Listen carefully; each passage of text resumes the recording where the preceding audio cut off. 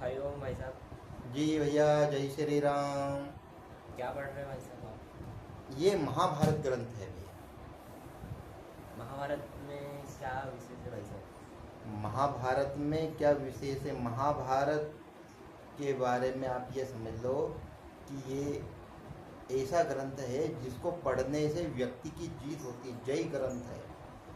इसके अंदर धर्म, न्याय, शास्त्र, परिवार की समस्याएं उनका समाधान, समाज की समस्याएं उनका समाधान, राष्ट्र की समस्या राष्ट्र के समाधान, नेता, परिनेता, अभिनेता, माता, पिता, परिवार, इन सब चीज़ों का समग्रता से वर्णन है। ऐसा ग्रंथ है ये महाभारत का। ये महाभारत भाई साहब किसने लिखी है? महाभारत ग्रंथ जो लेखन का कार्य है वो महर्षि वेदव्यास जी ने किया है, जिनका पूरा नाम था कृष्णद्वैपायन व्यास जी।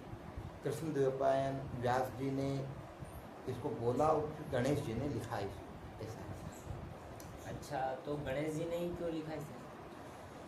गणेश जी ने क्यों लिखा? क्योंकि जब इसका निर्माण किया उसके पूर्व महर्षि वेदव्यास जी ने चारों वेदों का विभाजन कर दिया था। पूर्व में वेद एक ही था।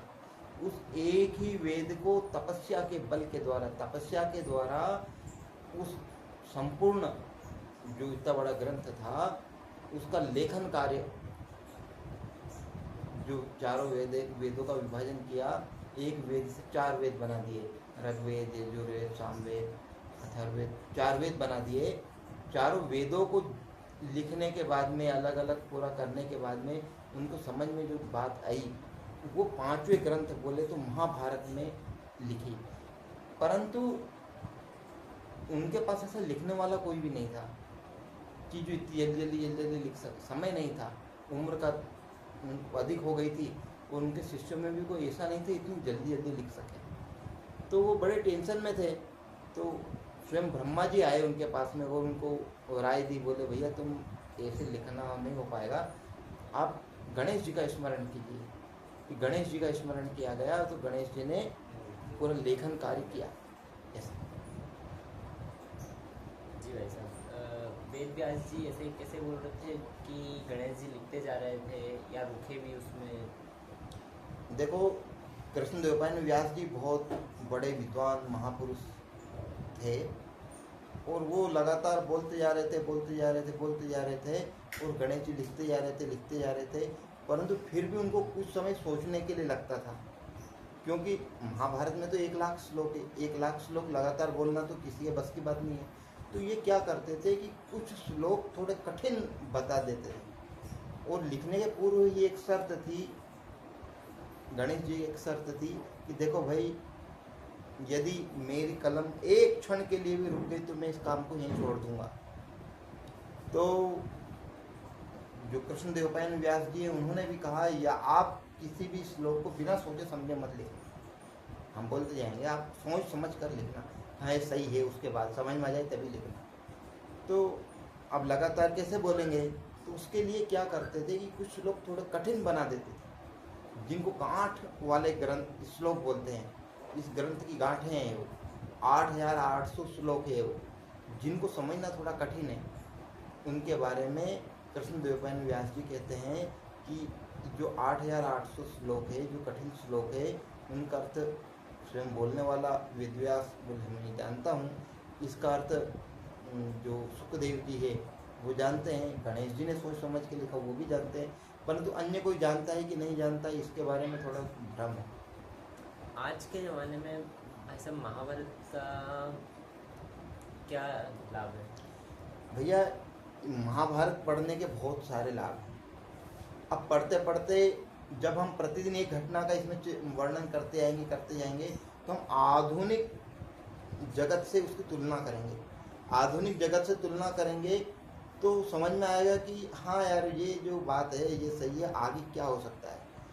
आज की राजनीतिक गलियारे के प्रश्न हुए, एक देश का दूसरे देश से संबंध हुआ, एक परिवार का दूसरे परिवार के साथ किस प्रकार की बातचीत हुई, इन सब का संबंध हम वर्तमान समय से जोड़ेंगे। इसलिए इसको पढ़ना बहुत जरूरी है। ये भविष्य का ग्रंथ है, ये जय ग्रंथ है, इसलिए हम आज से इसको पढ़ना प्रारंभ करते हैं। जैसे यहाँ पर एक घटना आई है कि वेद व्यास जी ने बोला और गणेश जी ने ही क्यों लिखा। आज भी आप देखिए जो बड़े लेखक होते हैं वो लेखक बोलते जाते हैं और एक टाइपिस्ट होता है उनके पास में, वो टाइपिस्ट टक टक टक टक टक टक टक जल्दी जल्दी लिखते जाता है। तो ये प्रकार की व्यवस्था उस जमाने में वेद व्यास जी के पास थी। मतलब ऐसा नहीं कि जो सोचेगा जो विद्वान है वही लिखेगा, ऐसा नहीं। आप लिखने वाला अलग रख सकते हैं। ये कार्य का विभाजन है और जो कार्य का विभाजन करके करता है, सबको सम्मिलित करके कार्य करता है, उसको सफलता मिलने के चांस ज़्यादा रहते हैं। तो ये वास्तव में सफलता का मूल मंत्र है। महाभारत अपने आप में लेखन कार्य हुआ, ये भी सफलता का मूल मंत्र है कि आप कार्य का विभाजन कर दो। भैया तुम्हें ये करना है, तुम्हें इस कार्य का प्रमुख, दूसरा अन्य कार्य का प्रमुख। अब इनको भी लिखना था तो लेखन के लिए लिखने वाले कौन? गणेश जी। बुद्धि चलाने वाले कौन या बोलने वाले वक्ता कौन? वेद व्यास जी। राय देने वाले कौन? ब्रह्मा जी। सबके अपने अलग अलग है। जब अलग अलग रूपों में कार्य बढ़ जाता है तो कार्य आसान हो जाता है। ये सब काम ये भी मैं ही करूँगा, ये भी हम ही करेंगे, ये भी मैं करूँगा, ये काम भी मेरी कंपनी को मिले, ये भी सब काम मैं करूँगा, तो काम अच्छे से नहीं होता है, ये काम बिगड़ जाता है। इसलिए हमेशा अच्छे लोगों की टोली होना, ये टोली में कार्य करना, ये एक अध्यात्म की बात है। ये कार्य हनुमान जी के या राम जी ने भी का कार्य भी इसी प्रकार का था। राम जी ने भी ये कार्य दिया, हनुमान जी आप जाइए लंका, वहाँ पर सीता माता का पता लगाइए। सुग्रीव भी आप अन्य दिशा में वानरों को भेजिए, कोई पूर्व दिशा गया, कोई पश्चिम दिशा में गया, कोई दक्षिण में गया, सब लोग अलग अलग दिशाओं में गए। तो सबको अलग अलग कार्य दिया। तो अलग अलग कार्य देने से, अलग अलग कार्यों का विभाजन करने से कार्य बहुत आसान हो जाता है। और जो सारा कार्य अपने हाथ में रहता है तो कार्य बिगड़ जाता है। अब इस घटना का वर्णन हम अगले एपिसोड में करें। ठीक है, जय श्री राम। धन्यवाद, नमस्कार। जी भैया, नमस्कार।